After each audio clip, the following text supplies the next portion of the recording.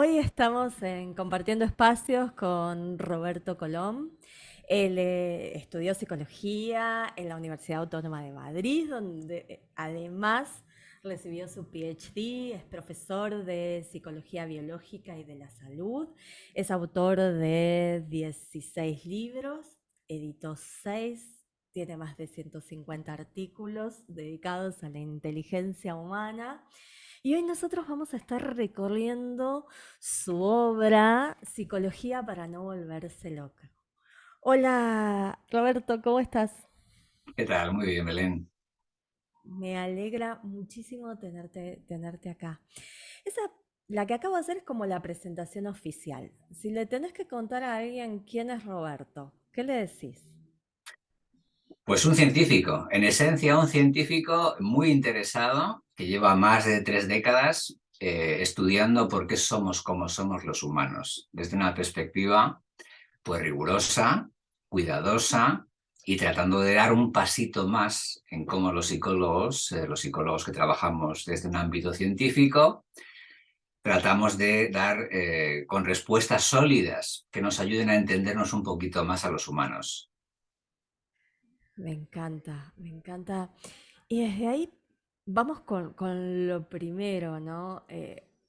Lo que más me llamó la atención es este título, Psicología para no volverse loco.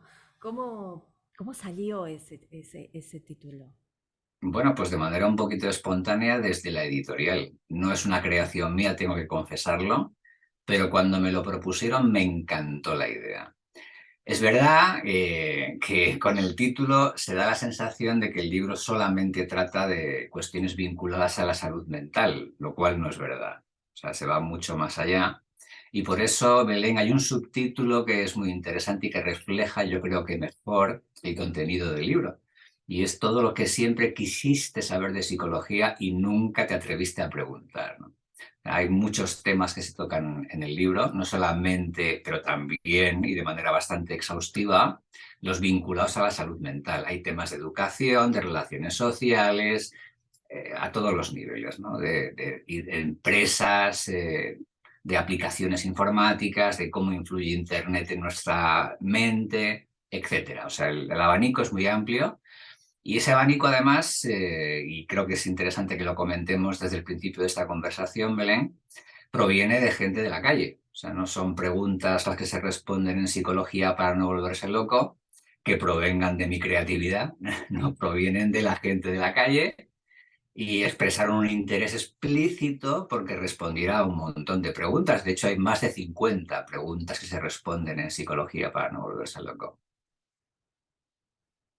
Y que son preguntas muy interesantes que vamos a estar recorriendo en esta entrevista porque me parecieron súper interesantes en esto, que son para el ciudadano de a pie, ¿no? Que son los que Eso es. responden a esto de para qué me sirve saberlo, ¿no? Ujú. Y la primera es como una introducción corta, ¿qué es la psicología? Lo que se pueda contar breve, ¿no? Es una pregunta muy complicada, pero vamos a darle una respuesta contundente y a ser posible breve, ¿no? Hay muchísimas corrientes en psicología, como sabes, Belén, muchas. Hay muchas variedades, muchas tendencias, muchas corrientes, ¿no? Pero en esencia se pueden resumir en dos. Y esto es un resumen muy resumen, pero una primera corriente, una primera tendencia en psicología que supone intentar entender cómo funcionamos los humanos en general. O sea, cómo tú memorizas, cómo tú eres capaz de aprender cosas en general, ¿no? Y da igual que estés en Argentina, en España o en Japón, da un poco lo mismo, ¿no?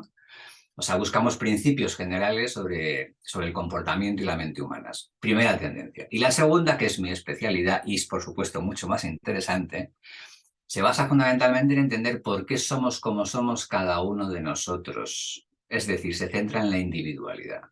¿Por qué somos como somos como individuos?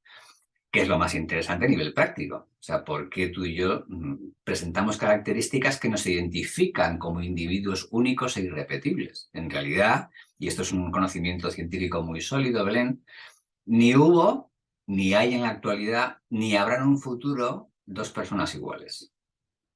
Y esto es un hecho muy rotundo y que tiene consecuencias preciosas para entender el comportamiento cotidiano de cada uno de nosotros. Esta segunda corriente de la psicología se conoce como psicología diferencial y, como decía antes, es la más interesante de las dos.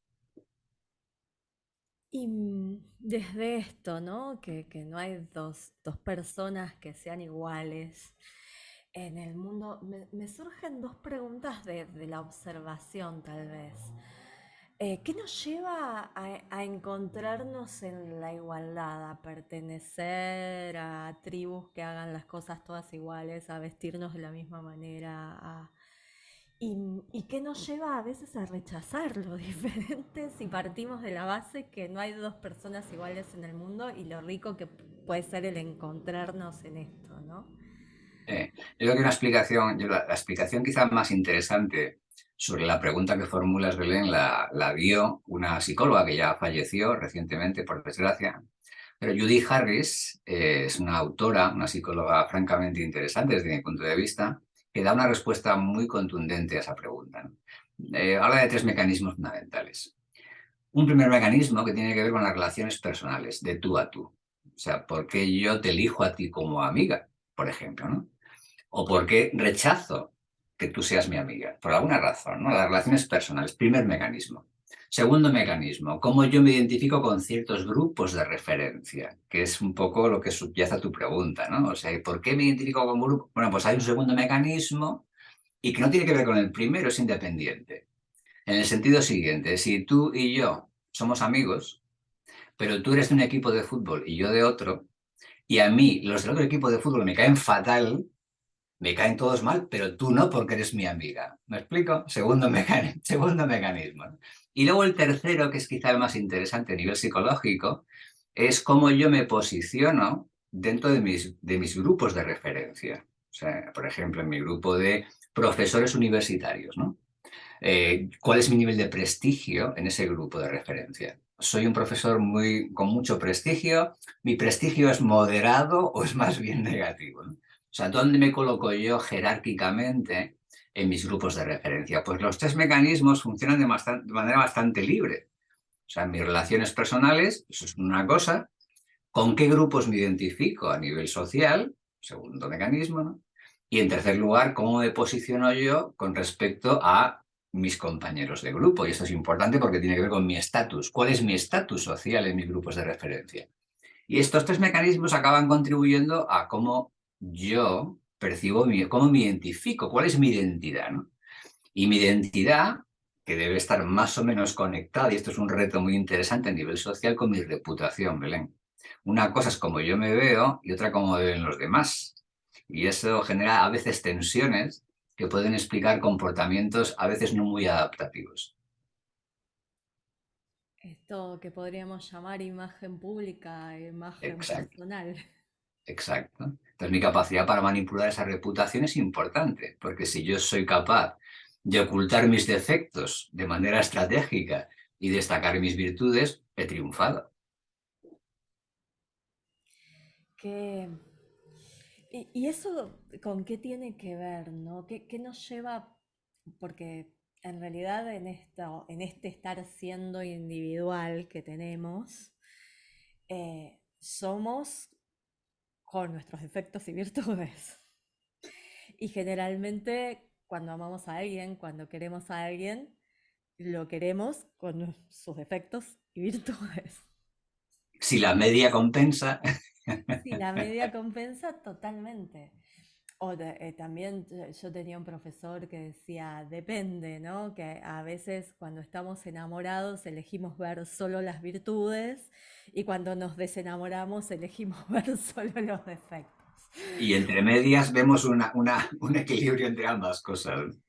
Tal cual, tal cual. Claro, Entonces, ¿qué nos lleva a esto en la imagen pública, ¿no? A- a no mostrarnos tal cual somos y querer ocultar lo que llamamos defectos y mostrar solo aquello que llamamos virtudes. Pensaba en las redes sociales, ¿no? por Es como ejemplo. que en Facebook solo nos pasaran cosas buenas Ujú. en la vida y estamos siempre felices y estamos siempre reunidos, como que Sí. solo publicamos esas fotos y no las otras. Ujú. Sí, bueno, porque en realidad tiene una relación muy directa con el tercer mecanismo que he mencionado antes. O sea, si yo estoy destacando mis virtudes, lo que hay de positivo en mí, y que claramente lo es, ¿no? Eso mejora mi posición social y eso me coloca en una situación vital mucho más interesante para mi desarrollo como persona. ¿En qué sentido contribuyen mis defectos? Poco. Tendré que trabajarme ese tipo de defectos para que no sean disruptivos en mi día a día o que no pueda hacer daño a gente a la que quiero que está a mi alrededor, ¿no? Claro, acá en esto está la compensación que decía la media para las relaciones, ¿no? Esto Eso es. de ir compensando que no sean disruptivas para mis relaciones, que no afecten las relaciones que yo tengo. Eso Está es. súper, súper interesante. Otra de las preguntas que me llamó muchísimo la atención, esto del curiosear de la gente en esta encuesta, ¿no? Es cómo obtienen información los psicólogos. Pues hay muchos mecanismos para obtener información. Algunos son muy clásicos, que una entrevista psicológica se basa fundamentalmente o pretende alcanzar el objetivo de obtener información de la persona que tienes en tu consulta. Ese es el mecanismo más antiguo, ¿no? Pero luego hay mecanismos un poquito más sofisticados y más impersonales, esa es la verdad, que son los típicos test psicológicos, los test de personalidad, los test de competencia mental, etcétera, ¿no? Y recientemente, en la última década quizá, podemos ceñirlo a esos 10 últimos años, están incorporando la obtención de información, Belén, a través de redes sociales. O sea, existe, claro. O sea, ¿qué hace la gente espontáneamente en las redes sociales y qué tipo de información me pueden ofrecer para que yo como profesional pueda obtener una evaluación psicológica de esa persona? O sea, que hay diferentes mecanismos para obtener información. Qué bueno esto de incorporar como el uso de la red social Claro, como que sirve para varias cosas, ¿no? También. sí. Sí, y hay algún estudio ya muy interesante que se ha hecho aquí incluso en España, en el que se contrapone lo que la persona dice sobre sí misma en una entrevista psicológica con lo que luego hacen las redes sociales de manera espontánea. Y se ven discrepancias muy interesantes, ¿no? O sea, uno, por ejemplo, le preguntas, bueno, ¿y tú cómo te llevas con tu hija? Por ejemplo, ¿no?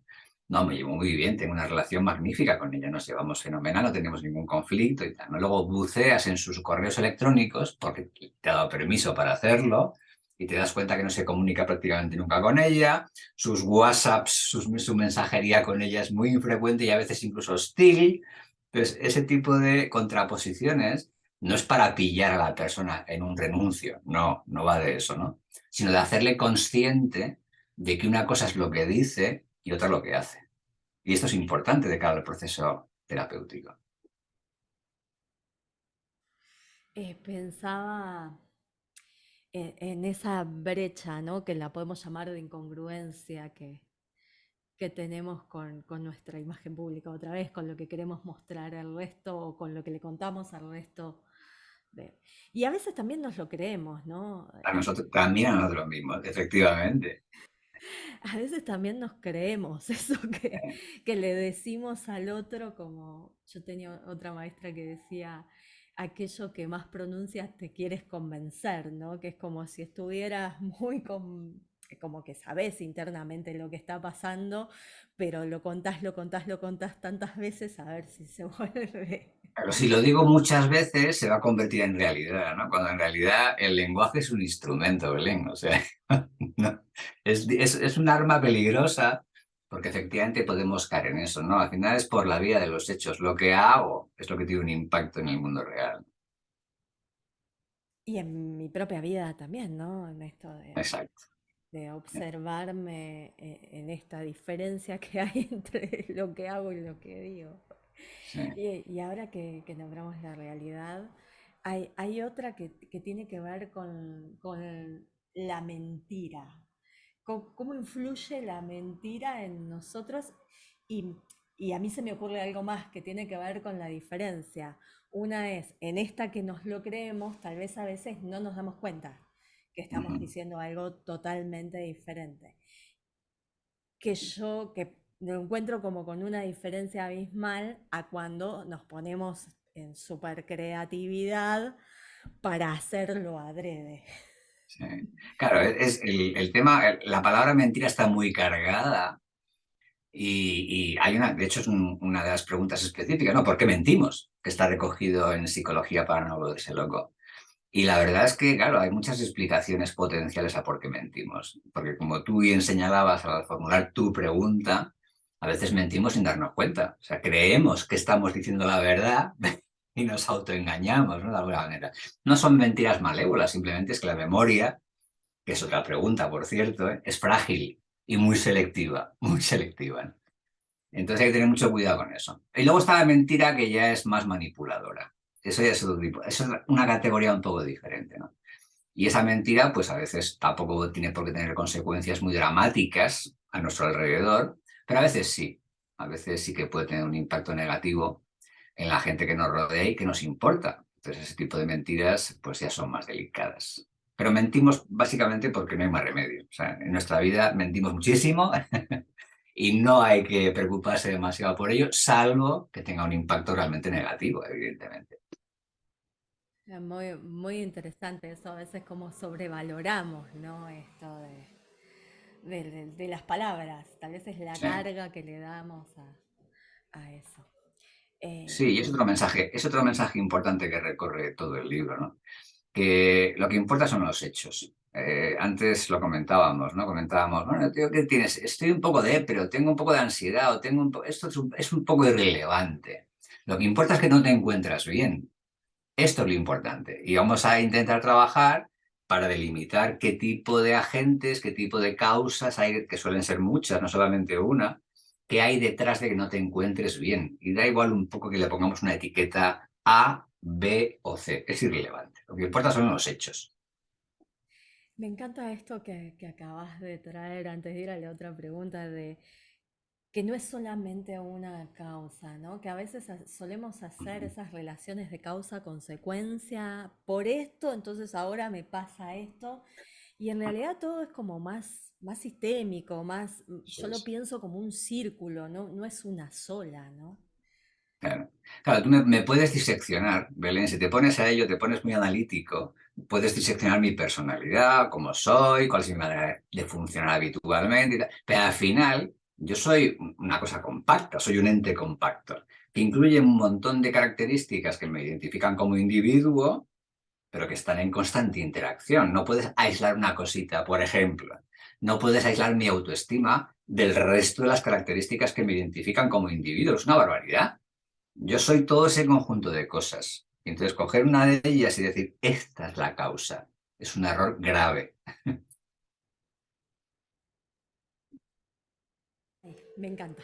Volviendo entonces a esta brecha entre lo que decimos y lo que hacemos, pensaba también en el reconocimiento, porque a veces necesitamos ese reconocimiento externo.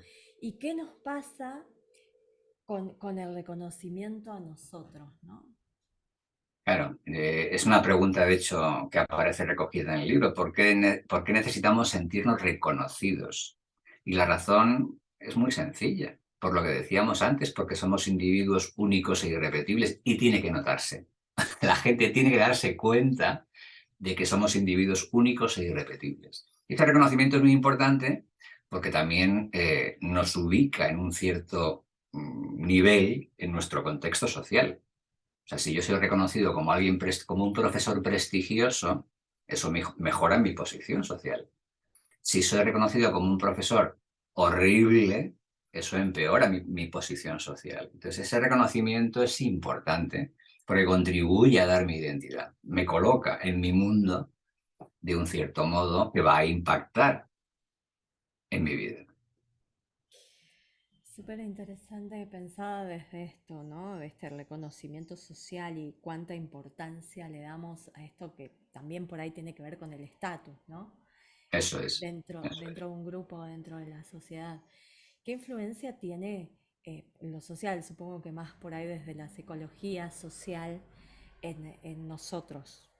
Ujú. Esto de nuestras relaciones, de nuestros grupos, de nuestra pertenencia, Incluso pensaba hasta el lugar en el que nacimos, ¿no? Cómo nos puede condicionar la cultura en la cual nos desarrollamos también. Sí, esa perspectiva, Belén, es muy interesante. ¿En qué nos puede ayudar la psicología social a entender nuestro comportamiento como humanos, ¿no? Pero recuerda lo que te comenté al principio, que yo estoy hablando desde una de las dos corrientes principales en las que podemos dividir a la psicología, que subraya la importancia del individuo. Entonces, a nivel social o cultural, como estás planteando en tu pregunta, es verdad que nacemos en una cultura con unas ciertas normas de funcionamiento, pero también es verdad, y en esto tienes que estar de acuerdo conmigo, que las personas que viven esa cultura, no todas ellas asimilan igual esa cultura, ni reaccionan igual a las normas que están vigentes en un momento histórico determinado. Afortunadamente, porque eso explica el cambio social. Si nacemos en un contexto en el cual hay una normativa y todos nos ceñimos a ella porque es tan influyente que cómo seas tú es irrelevante, y entonces se acabó, no hay posibilidad de cambio, está claro, ¿no? Es necesario, y esto la historia lo demuestra, no hace falta darle muchas vueltas, ¿no? Que el que haya gente que en un momento determinado empieza a cuestionarse ese tipo de normas no se puede explicar solamente por la cultura, tiene que haber un componente también personal. Y este es un mensaje importantísimo. O sea, yo cuento en la ecuación de lo que ocurre a nivel social. No soy alguien pasivo. Entonces, para poder entender ese tipo de influencias, hay que tener en cuenta que son influencias recíprocas. Van en una dirección y en la otra. La cultura influye en mí, correcto, pero yo también influyo en ella. Súper, súper interesante para que no se nos pierda tampoco esto de la individualización, ¿no? Tan necesaria. Fui tomando las preguntas de la gente que yo no hubiese, que a mí no se me hubiesen ocurrido en esa encuesta. La gente es muy creativa y Tal muy cual, curiosa. Y muy tal cual, curiosa. es muy así de... Y la primera de ellas es si existe el sexto sentido y de qué se trata. Él, perdona, no te he Sexto entendido. sentido. El sexto El sentido. sexto. Vale, vale, vale, vale. Sí, esa es muy interesante, ¿no? Porque proviene de una leyenda urbana según la cual los psicólogos, por nuestra formación, tenemos una facilidad, un talento especial, casi paranormal, para poder indagar en los pensamientos, sensaciones de la gente con solo mirarlas, ¿no? Sí, tú eres una personalidad arrolladora porque se ve claramente. Estoy percibiendo algo especial en ti, ¿no? A eso se refiere con lo del sexto sentido, ¿no? Y lo que se responde a esa pregunta en el libro es que no, no, vamos a ver, los psicólogos tenemos los mismos cinco sentidos que todo el mundo, solo que tenemos a nuestras espaldas una formación con unas técnicas para obtener información que en el mejor de los casos me va a permitir echarte un cable si tienes o crees que tienes algún tipo de problema que está interfiriendo en tu funcionamiento habitual. Pero no hay sexto sentido. No, pensaba también a veces eh, cómo nos cuesta sostenernos en lo que no sé, en lo que desconozco, o sostener el misterio de cosas que por ahí nunca voy a saber de qué se tratan y tampoco importa eso porque estoy acá para otra cosa, ¿no? Ujú. Em, y lo pensaba desde este lugar, desde el pensamiento mágico, ¿no? Aquello que no podemos explicar racionalmente, vamos y decimos, bueno, entonces debe ser que tiene un sexto, desarrolla un sexto sentido para poder darse Bien, hay cuenta. algo ahí, ¿no? Sí, sí, me quedé pensando también eso. La otra es sobre la maldad. Si existe la maldad y qué es en el caso de que exista. Bueno, pues como todo el resto de características que podemos utilizar para identificar a las personas como individuos que son, ¿no? La maldad forma parte de un continuo. O sea, pues estamos de acuerdo en que la bondad extrema existe. Luego estamos en la media, un montón de la mayor parte de la población, que a veces nos comportamos de un modo bondadoso y a veces no tan bondadoso. Y luego están los malos, que los hay también, ¿no? O sea, es un poco un continuo. No se puede hablar de malos y buenos, no son categorías separadas, sino que es un continuo, ¿no? Entonces, efectivamente, hay gente que está más cerca de ese continuo de comportarse de una manera maligna. Igual que la hay a comportarse de un modo bondadoso. Hay gente que es un pedazo de pan. Es que sería incapaz de matar una mosca, ¿no? Bueno, pues hay gente que no solamente es capaz de matar una mosca, sino mucho más, que es el extremo opuesto. Está bueno esto de ponerlo en un continuo, ¿no? Y en Muy esto importante. de se me ocurre la otra también, ¿no? En esto de nuestro desarrollo personal. eh, y hay dos que se me ocurren ahí. Una es si podemos cambiar todo aquello que queramos internamente. No, no, ahí la ciencia es muy rotunda, Belén. Nuestra personalidad es la que es, igual que mi nariz es como es, o sea, es la que tengo, o sea, yo voy a intentar vivir con ella del modo más digno posible, ¿no? Pues nuestra personalidad, nuestra arquitectura psicológica, nuestra esencia, nuestro modo de ser es el que es. Y eso no es ni malo ni bueno, es la realidad, ¿no? Entonces, lo que sí podemos hacer, y hacerlo con bastante eficacia, y es un trabajo fundamental que llevamos a cabo los psicólogos, es pulir eso que somos. Puedo pulirlo, ¿no? Puedo afinar ciertos detalles de mi personalidad, de mi modo de ser, para intentar llevar una vida lo más plena posible. Pero plantearse objetivos poco realistas puede llegar a ser cruel y tener un efecto mucho más negativo del efecto positivo que supuestamente pretendemos instaurar con el mensaje falso de que somos como arcilla, ¿no? No, no, yo puedo cambiar lo que quiera de mi personalidad, de mi modo de ser, porque soy totalmente plástico. Esto no es cierto. O sea, no somos una pizarra en blanco, Belén, que es una vieja leyenda en psicología, afortunadamente superada hace tiempo, al menos en una gran parte de la psicología, no en todas, pero esa leyenda no se sostiene para nada en los conocimientos científicos actuales. Entonces es incluso cruel, ¿no? No, no, tú eres así porque es que no quieres ser de otra manera. No, no, no. Yo soy así porque soy así, soy consciente de cómo soy y a partir de ahora vamos a trabajar para modificar, para pulir ciertos detalles que creo que se puede hacer, ¿no? Me encanta esto, este mensaje que traes porque también es esperanzador, ¿no? Si no es, pensaba en un montón de gente que tal vez les cuesta años modificar una conducta que tiene ganas de modificar y en este mensaje de tú eres así porque quieres, Es muy es, cruel, es es muy como cruel, doloroso, claro. claro. Claro, claro, porque le dicen, no, no, eres responsable de no cambiar esto que claramente deberías cambiar porque tu vida va a mejorar. Ya, y sí, yo quiero, pero es que me está costando muchísimo. Y no es porque no me esfuerce lo suficiente. Es muy interesante. Lo otro es, ¿qué influencia tienen nuestras experiencias vividas en la infancia, ¿no? Ujú.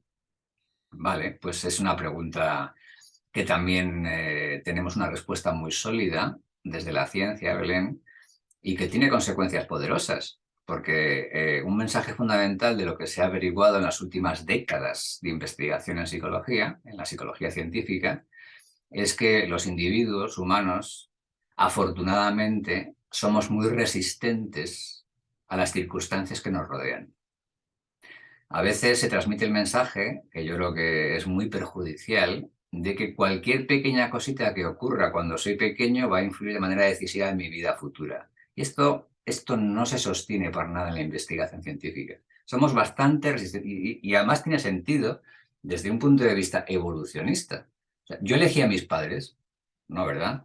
Yo no les he elegido.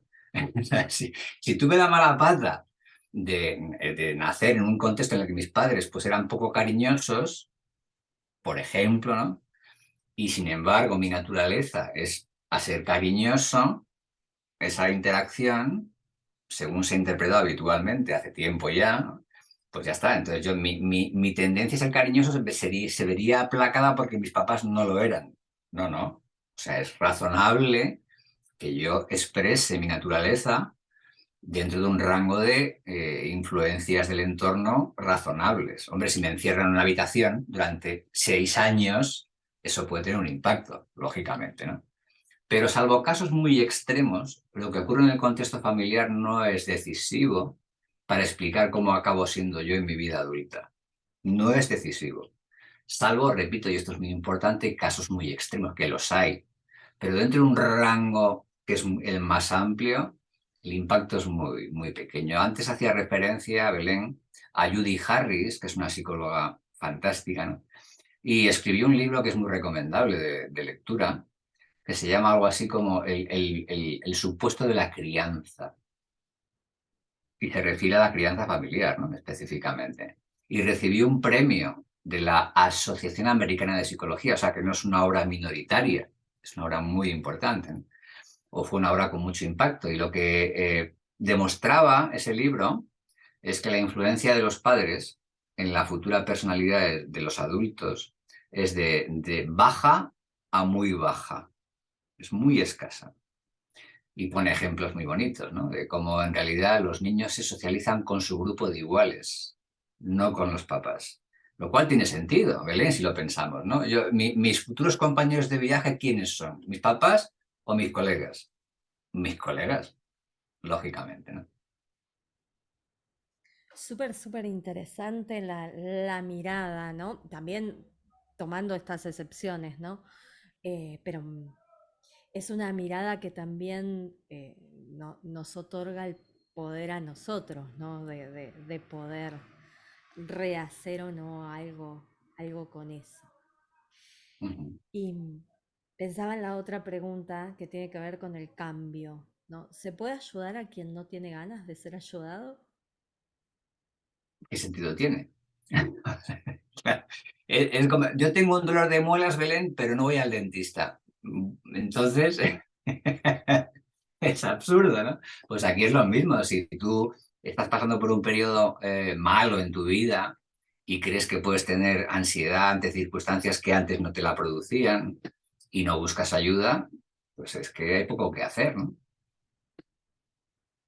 Es muy interesante y por ahí a mí se me ocurre un ejemplo que tiene que ver con parte de lo que trata el libro, que es cómo funciona para las adicciones y a veces ver cómo los familiares de adictos, em, la palabra que me sale es luchan, porque creo que realmente lo hacen, Ujú. con queriendo ayudar a alguien que no pide ayuda, que es adulto, que lleva su propia vida y que no tiene ganas de cambiar nada de cómo está.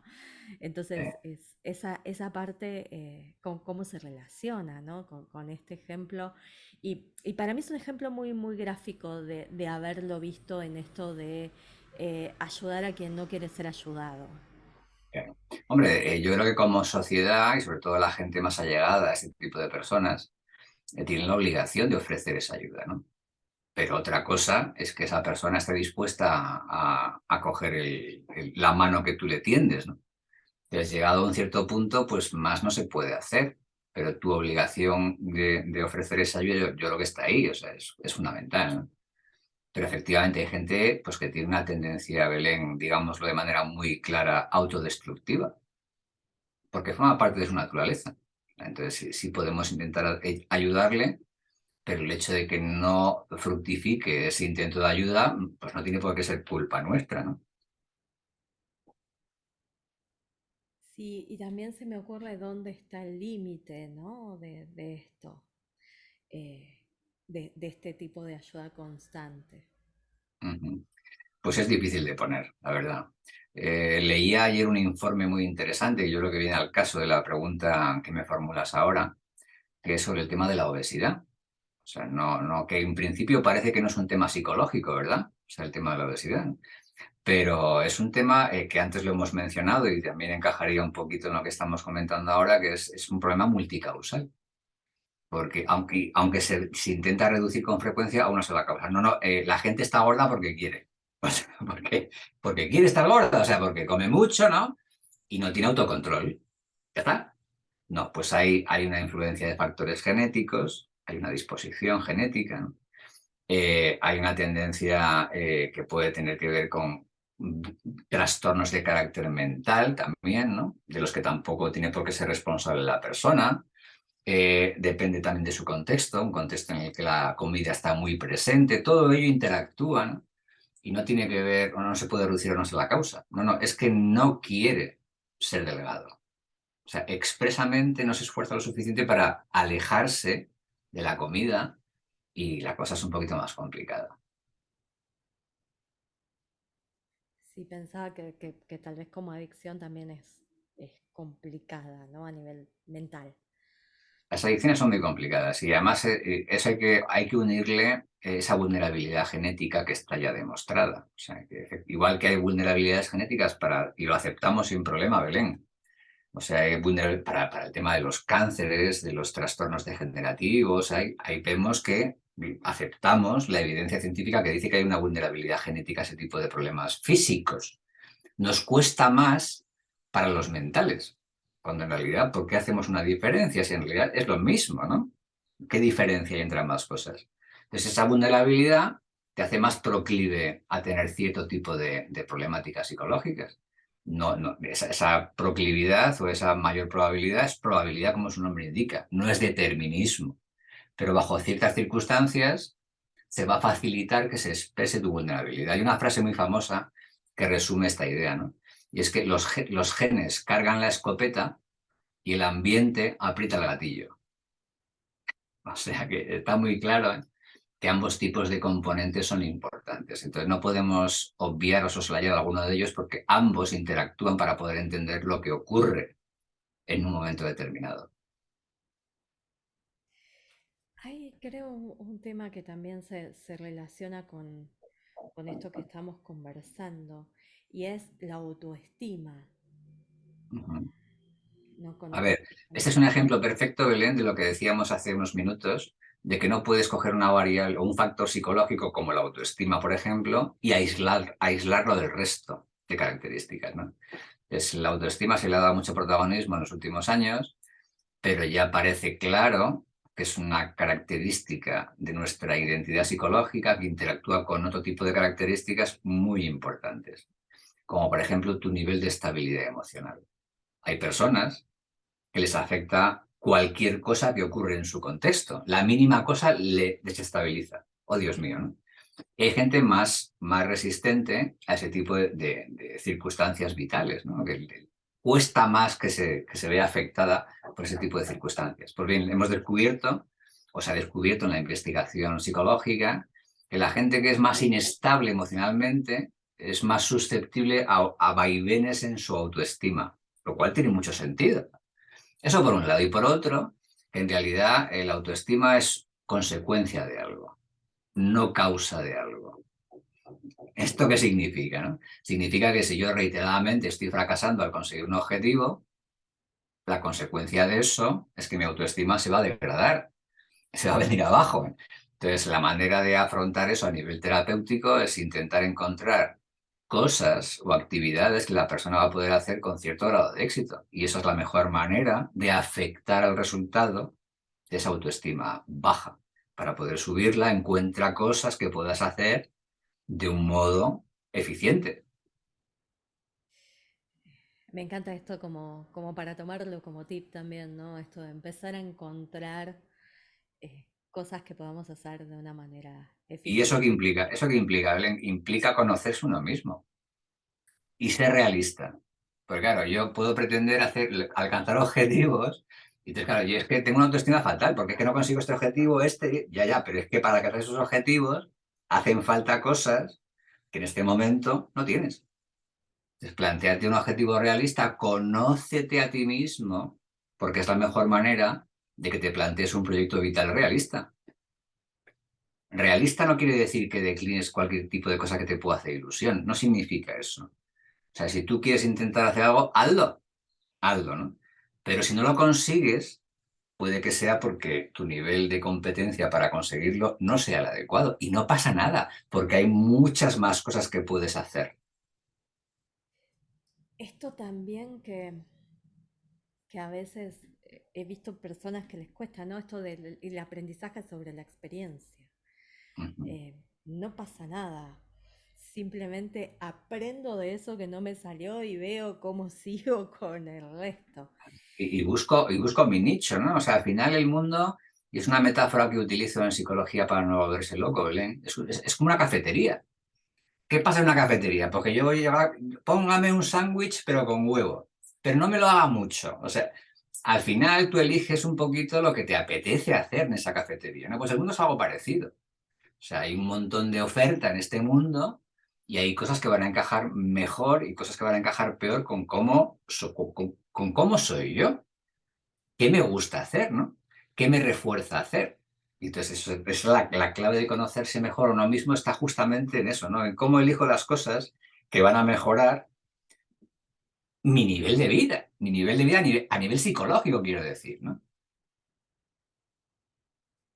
Súper interesante. Pensaba también en esto, que tiene que ver esto, vos hablaste de estabilidad emocional de la Ujú. persona y el grado de vulnerabilidad a lo que pase, las situaciones que pasan en mi vida, a que eso me afecte o no. Depende de esta estabilidad. Pensaba si eso se puede modificar desarrollando inteligencia emocional. Podemos desarrollar desde ese lugar una inteligencia emocional que nos ayude con esa estabilidad. Bueno, lo fundamental aquí, que pasa por lo que ya hemos comentado previamente, es conocerse uno mismo. Si yo sé que hay circunstancias de la vida que van a alimentar mi inestabilidad emocional, voy a poner tierra de por medio. O sea, voy a buscarme estrategias para alejarme de aquellas circunstancias que ya sé que me vienen mal. Entonces no me voy a exponer a situaciones, voy a evitarlas porque es una postura inteligente que me susciten una inestabilidad en mis emociones. Entonces voy a intentar conocer ese tipo. Voy a categorizar circunstancias que no me vienen bien.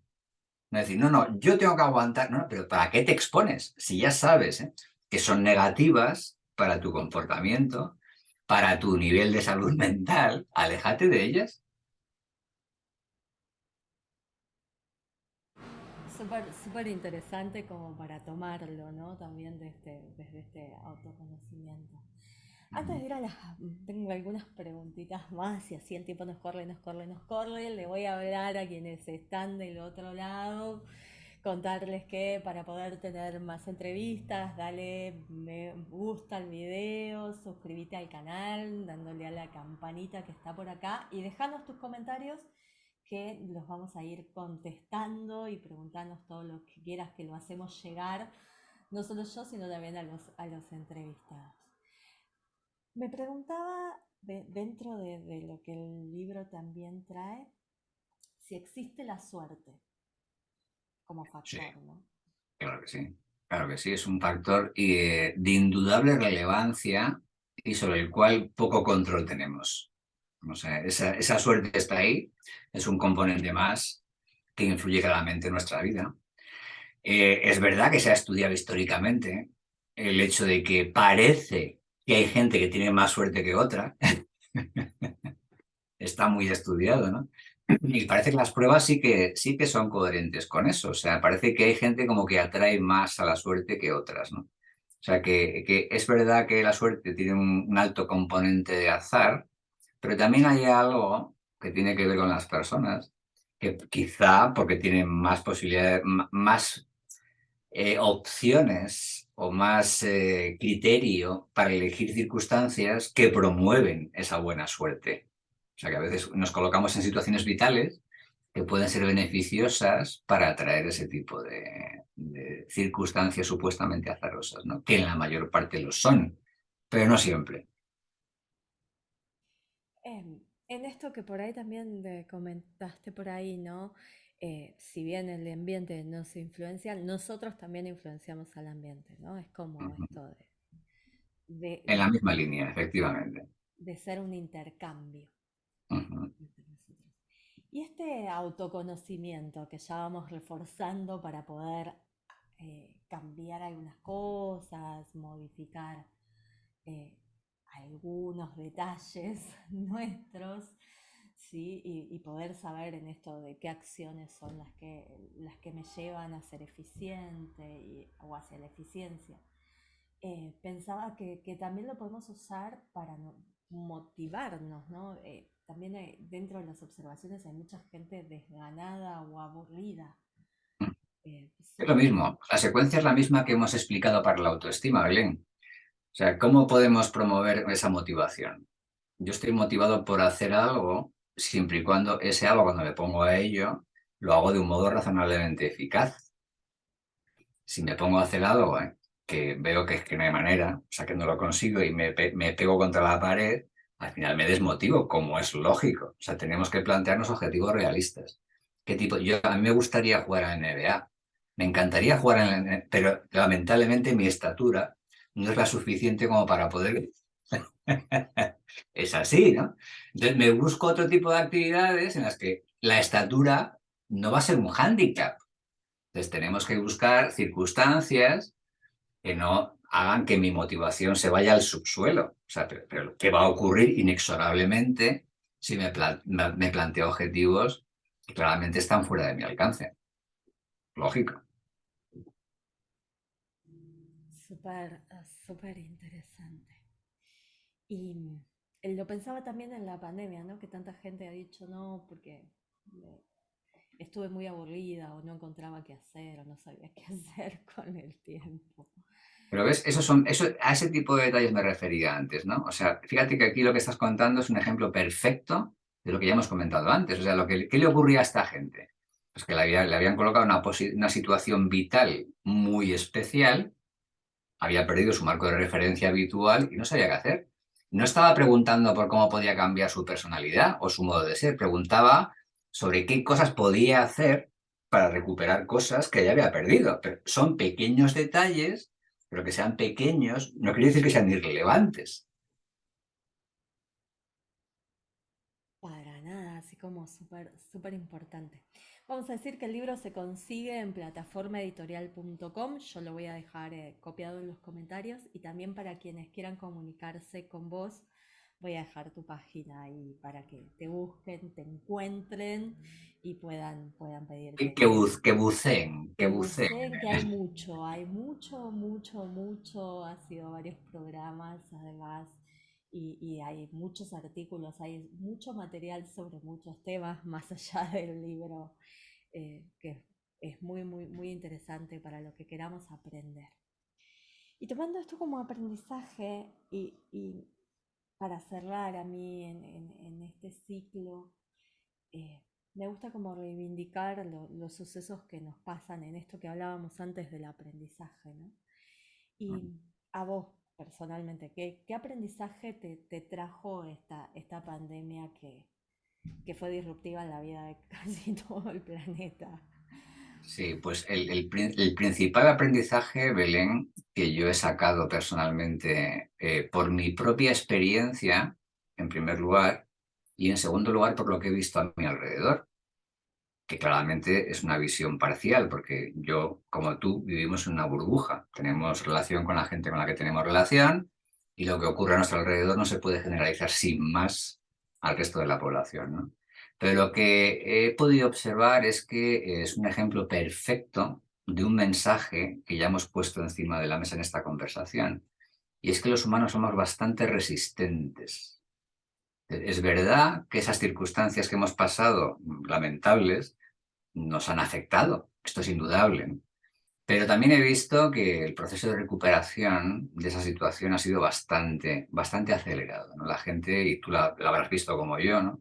La gente estaba, en cuanto le han dado un poquito de cancha, ha recuperado masivamente sus viejos hábitos de funcionamiento. O sea que claramente una circunstancia tan potente como esa nos ha afectado a todos, a algunos más que a otros, eso sí, ¿no? Pero en cuanto se ha liberado el asunto de un modo razonable, se ha recuperado un tono vital en general, pues muy estándar, muy habitual al que estábamos acostumbrados antes de. Y esto es una demostración clarísima de que somos resistentes. Súper, súper interesante. Un placer haber compartido este espacio con vos. El placer ha Eh, sido mío. Unas preguntas muy interesantes. muchas gracias, un placer tenerte acá Y agradecerte mucho, y esto que también nos da la pandemia, ¿no? El poder abrirnos y a tener este tipo de conversaciones con personas que físicamente por ahí estamos lejos. Ujú. Sí, así que Muy bien. muchísimas, muchísimas, muchísimas gracias. Gracias a ti, Belén. Gracias. Estamos en contacto.